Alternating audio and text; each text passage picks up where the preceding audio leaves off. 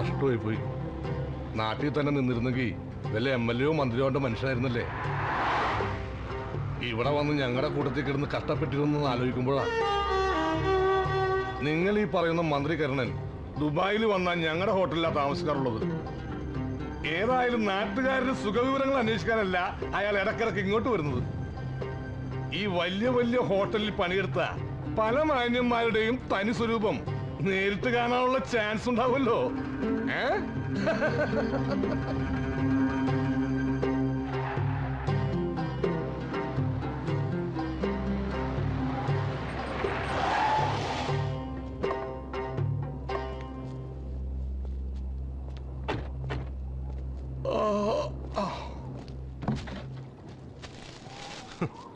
Date കഴിഞ്ഞ് ഈ കുബൂസ് വെച്ച് നിങ്ങൾ എന്ത് ബിസിനസ്സാ ചെയ്യുന്നത്?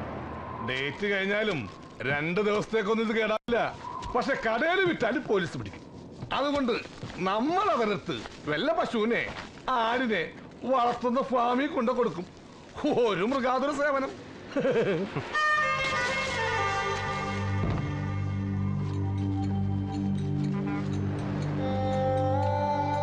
ഈ കുപ്പൂസൊക്കെ വിറ്റിരുന്ന കാശി നേരെ വീട്ടിലേക്കായിരുന്നു. അമ്മോസം ഉണ്ടായിരുന്നപ്പോ വീട്ടിലൊന്നും ഞാൻ അറിഞ്ഞിരുന്നില്ല. ഇപ്പൊ അവർക്ക് ഞാനല്ലാതെ വേറെ ആരില്ലല്ലോ.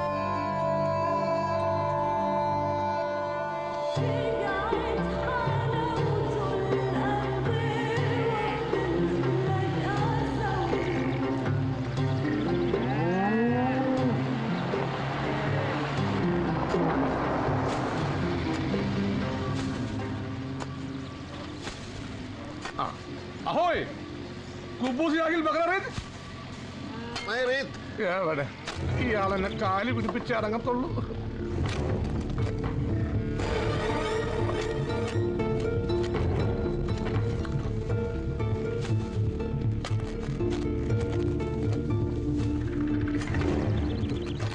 മുകുന്ദേട്ടാ,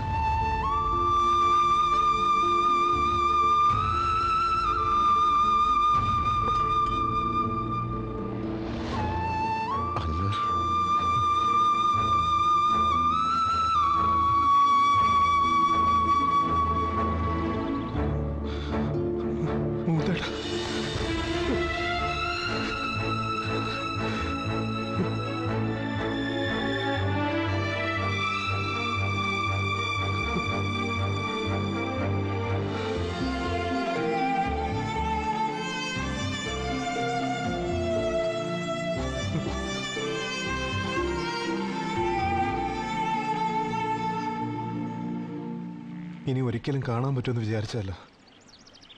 അന്വേഷിക്കാത്ത സ്ഥലമില്ല. മുകുന്ദേട്ടൻ ഇവിടെ കുറച്ച് നാളായിട്ട് ഞാൻ ഇവിടെയാ. നീയല്ലേ എന്നെ ഗൾഫിലേക്ക് അയച്ചത്. ഇതും ഗൾഫാണ്, കുറച്ചുള്ളിലോട്ടാണെന്ന് മാത്രം. ഇതൊക്കെ പണം കായ്ക്കുന്ന മരങ്ങളാണ്. ഇതിന് വെള്ളം നനച്ചും പശുക്കളെ ആടുകളെയൊക്കെ നോക്കിയും ഞാനിങ്ങനെ കഴിയുന്നു. കരീമിനെ എങ്ങനെ? മുകുന്ദേട്ടനെ അന്വേഷിക്കുന്നതിനിടയിൽ കണ്ടുമുട്ടിയതാ. നിങ്ങൾ ഇറാഖിൽ പോയില്ലേ? വാ പറയാം.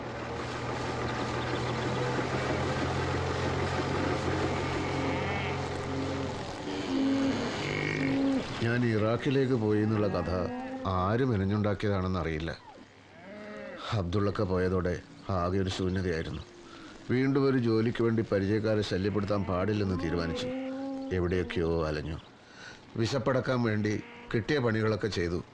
ചിലപ്പോൾ 2-3 ദിവസം പണിയും ഉണ്ടാവില്ല, ഭക്ഷണവും ഉണ്ടാവില്ല. അങ്ങനെയുള്ളൊരു യാത്രക്കിടയിൽ തളർന്നു വീണത് മാത്രം ഓർമ്മയുണ്ട്. ഓർമ്മ വന്നപ്പോൾ ഒരു അറബിയുടെ മജ്ലിസിൽ കിടക്കുകയാണ് ഞാൻ. അയാൾ എനിക്ക് ഭക്ഷണം തന്നു, കിടക്കാനിടം തന്നു.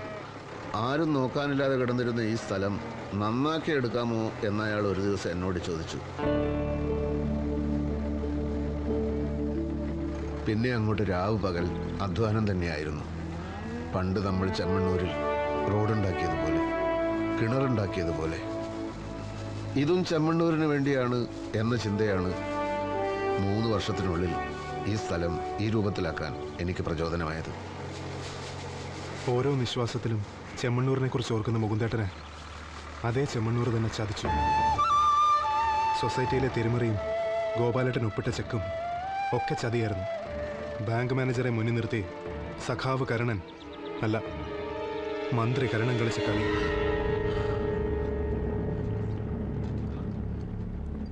കരുണന് വ്യക്തമായ ഒരു അജണ്ടയുണ്ടായിരുന്നു. അതയാൾ നടപ്പിലാക്കി വിജയിച്ചു. ഇല്ലാത്ത ബാധ്യത തീർക്കാൻ വേണ്ടിയാണ് മുകുന്ദേട്ടൻ ഇത്രയും നാളും ഈ മരുഭൂമി കിടന്ന് നരകിച്ചത്.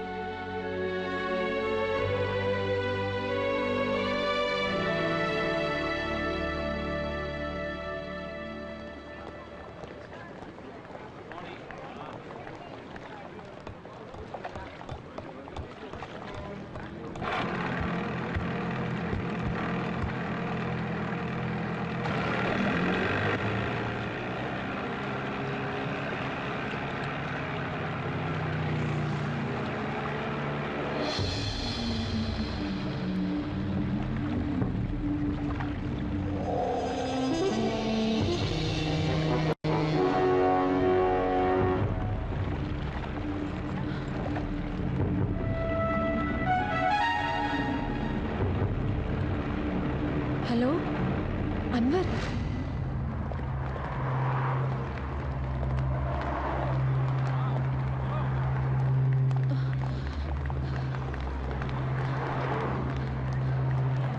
അൻവർ, അവള് ഷുമിൻ.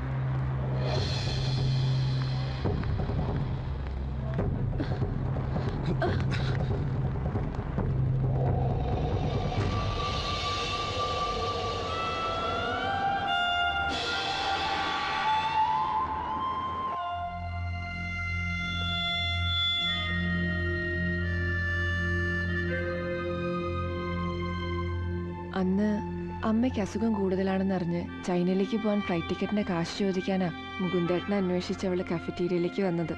കുറിക്കാശ് അവളെ ഏൽപ്പിച്ച് ജബലലിയിൽ എവിടെ പോകാനുണ്ടായിരുന്നു എന്നാണ് സിദ്ധാർത്ഥൻ അന്ന് എന്നോട് പറഞ്ഞത്. ചൈനക്കാരുടെ കയ്യിൽ കാശ് കൊടുത്തു വിട്ട ശേഷം ജബലലിയിൽ അത്യാവശ്യമായി പോകണമെന്ന് സിദ്ധാർത്ഥൻ ഭക്ഷണം ഓർഡർ ചെയ്ത് അവിടെ തന്നെ ഇരുന്നപ്പോഴെങ്കിലും ഞാൻ സംശയിക്കേണ്ടതായിരുന്നു.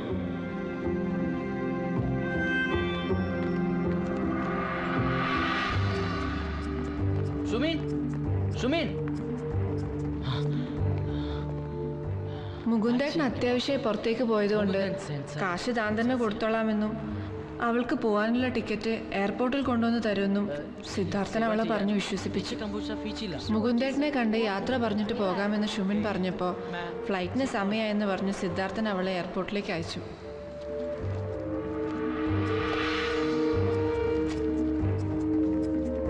想和母空丹说谢谢。不用不用，我会跟他说的。taxi， 过去，快走吧。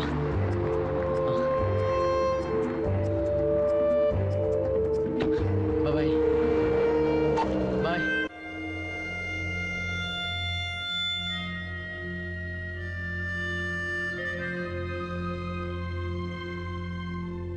ആദ്യം അമ്മാവൻ, പിന്നെ അനന്തരവൻ. സാരമില്ല, നമ്മൾ അനുവദിച്ചാലല്ലാതെ മറ്റൊരാൾക്ക് നമ്മളെ ചതിക്കാൻ കഴിയില്ലെന്ന് എവിടെയോ വായിച്ചത് ഓർമ്മയുണ്ട്. തെറ്റെൻ്റെയാണ്, വേറെ ആരെയും കുറ്റപ്പെടുത്തിയിട്ട് കാര്യമില്ല. ആ പെൺകുട്ടി ഇപ്പം എവിടെയുണ്ട്? സത്യം എന്താണെന്ന് അറിയുന്നതിന് മുമ്പ് മുകുന്ദേട്ടൻ എങ്ങനെ പ്രതികരിക്കാന്നറിയാത്തതുകൊണ്ട് ഇങ്ങോട്ട് വിളിച്ചില്ലെന്നേ ഉള്ളൂ. മായ,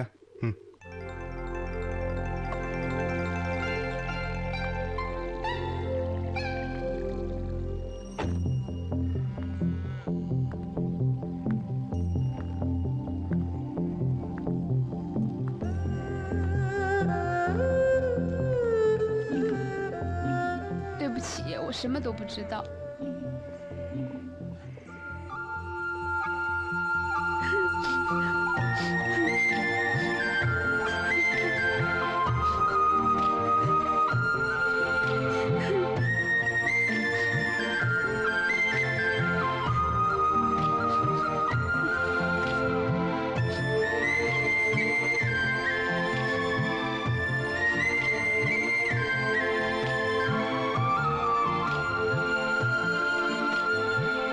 മുകുന്ദേട്ടൻ വിചാരിക്കണ പോലെ ഇവള് കമ്മ്യൂണിസ്റ്റ് ആര്യൊന്നും അല്ല.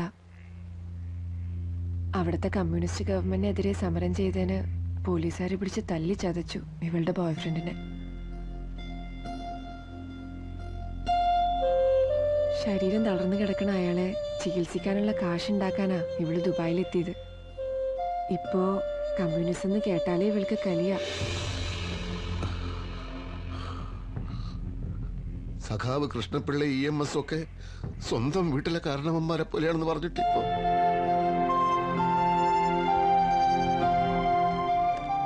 ചൈനീസ് ഭാഷ അറിയാവുന്നതിന്റെ ബലത്തില് ആ സിദ്ധാർത്ഥം പറഞ്ഞ് ഫലിപ്പിച്ചായിരിക്കും ഇതെല്ലാം അല്ലേ? അവന്മാരൊക്കെ ഇപ്പൊ കരീമിന്റെ ഹോട്ടലുണ്ട്. പ്രവാസികളുടെ പ്രശ്നങ്ങൾ പഠിക്കാൻ മന്ത്രികരണന്റെ ഗൾഫ് സന്ദർശനം. പ്രശ്നങ്ങൾ പഠിക്കാനൊന്നുമില്ല. ഗൾഫ് മലയാളികളുടെ ഒരു പ്രധാന അസുഖമാണല്ലോ ഇടക്കിടക്ക് പ്രവാസി പുരസ്കാരം എന്ന് പറഞ്ഞ് ആരെങ്കിലും പിടിച്ചോണ്ട് വന്ന് പൊന്നില്ലാത്ത പൊന്നാടാ നീക്കലി. അതിനാ അയാൾ വരുന്നത്. അതെ, നാളെ ദേരയിലൊരു പ്രവാസി പുരസ്കാരത്തിന് ഞാൻ ആങ്കർ. നാളെ എത്ര മണിക്ക്? അങ്ങനെ കർമ്മം കൊണ്ടും ധർമ്മം കൊണ്ടും പ്രവാസി ഇന്ത്യക്കാരുടെ ഇടയിൽ ഒന്നാമനായി മാറി ഈ നാടിന്റെയും സ്വന്തം നാടിന്റെയും അഭിവൃദ്ധിക്ക് വേണ്ടി കഠിനാധ്വാനം ചെയ്യുന്ന എന്റെ പ്രിയ സുഹൃത്ത് ശ്രീമാൻ കുഞ്ഞുണ്ണിയെ ആദരിക്കാനുള്ള ഈ ചടങ്ങിൽ അതിഥിയായി എത്താൻ കഴിഞ്ഞതിൽ എനിക്ക് അതിയായ സന്തോഷം.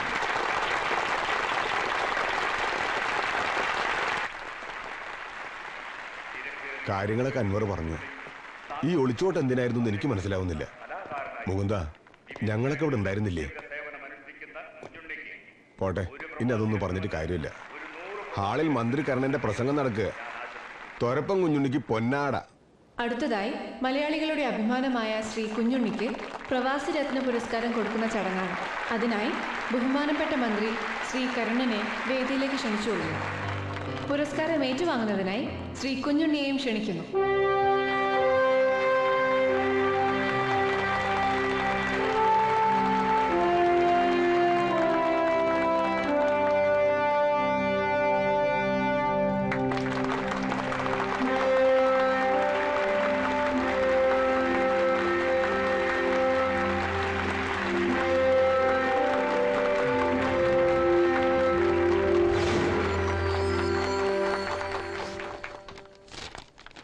പ്രിയമുള്ള പ്രവാസി സുഹൃത്തുക്കളെ, ഈ ഊഷരമായ മരുഭൂമിയാണ് എന്നിലെ ബിസിനസ്സുകാരനെ വളർത്തിയത്, എന്നിലെ സാമൂഹ്യ പ്രവർത്തകനെ പ്രോത്സാഹിപ്പിച്ചത്. നിങ്ങളുടെ ഈ പ്രോത്സാഹനം എൻ്റെ കരളിനെ കുളിരണിയിക്കുന്നു. നന്ദി, 1000 നന്ദി. മലയാളിയുടെ മുഖം കാണുമ്പോൾ എനിക്ക് കവിത വരുന്നു. മലയാള മക്കളിൻ വാത്സല്യം നുകരുമ്പോ മറക്കുന്നു ഞാൻ ഒട്ടകത്തിൻ ചവിട്ടും കള്ളിമുള്ളിനാലേറ്റ കീറലിൽ നീറ്റലും. പിന്നെ ഒരു പ്രത്യേക കാര്യം ഓർമ്മിപ്പിക്കാനുണ്ട്. എൻ്റെ ഏറ്റവും പുതിയ മ്യൂസിക് ആൽബം ഈ ഓഡിറ്റോറിയത്തിൻ്റെ പുറകിലുള്ള കൗണ്ടറിൽ വിൽപ്പനയ്ക്ക് വെച്ചിട്ടുണ്ട്. ഇവിടെ കൂടിയിരിക്കുന്ന എല്ലാ സംഗീത പ്രേമികളും അതിൻ്റെ ഓരോ കോപ്പി വാങ്ങി ഈ പാവപ്പെട്ട കലാകാരനെ അനുഗ്രഹിക്കണമെന്ന് വിനീതമായി അഭ്യർത്ഥിക്കുന്നു. എൻ്റെ പുതിയ ആൽബത്തിൻ്റെ പേര് പ്രണയ കല്ലോലിനി. നന്ദി, നമസ്കാരം.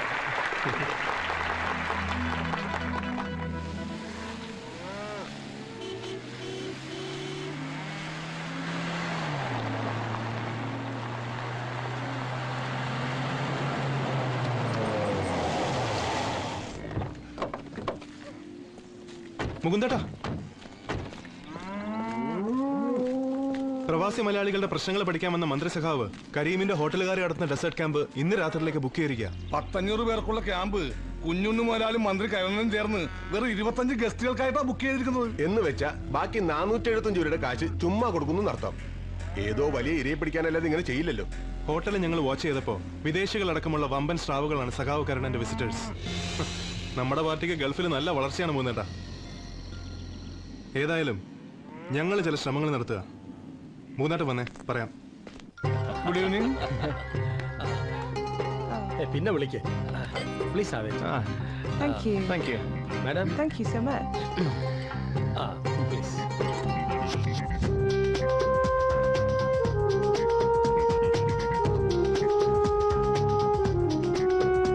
ഒരുപാട് പ്രതിസന്ധികൾ ഫേസ് ചെയ്യേണ്ടതുണ്ട്. പാർട്ടിയെ കൺവിൻസ് ചെയ്യിക്കണം, പ്രതിപക്ഷത്തിന്റെ വായടയ്ക്കണം, പിന്നെ ഇങ്ങനെ ഒരു റയ മെറ്റീരിയലിന്റെ ഡീലിംഗ് ആകുമ്പോൾ പൊതുജനങ്ങളെയും പേടിക്കണം. ശരിക്കും പറഞ്ഞാൽ ഞാനൊരു റിസ്ക് ആണ് എടുക്കുന്നത്.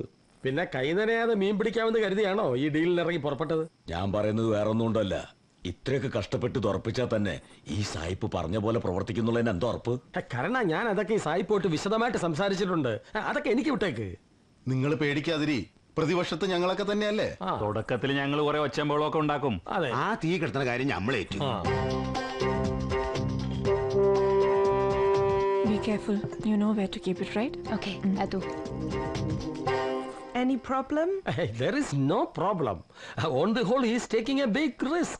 So the understanding between us is very important. Everything should be prompt and perfect.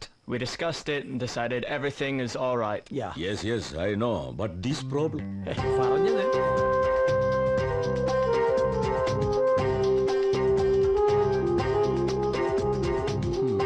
പറഞ്ഞത് തന്നെ പറഞ്ഞുകൊണ്ടിരുന്നിട്ട് കാര്യമില്ല. സായിപ്പ് കൊണ്ടുവന്ന കാശ് വാങ്ങി വെച്ചിട്ട് കൈ കൊടുക്കാറണ. ഡീൽ സൈൻ ചെയ്യാൻ സായിപ്പിനെ കേരളത്തിൽ കൊണ്ടുവരേണ്ട ഡേറ്റ് നാട്ടിൽ ചെന്നിട്ട് എന്നെ അറിയിച്ചാൽ മതി. Please give it madam. Okay. Here you go. Thank you. Thank you, madam.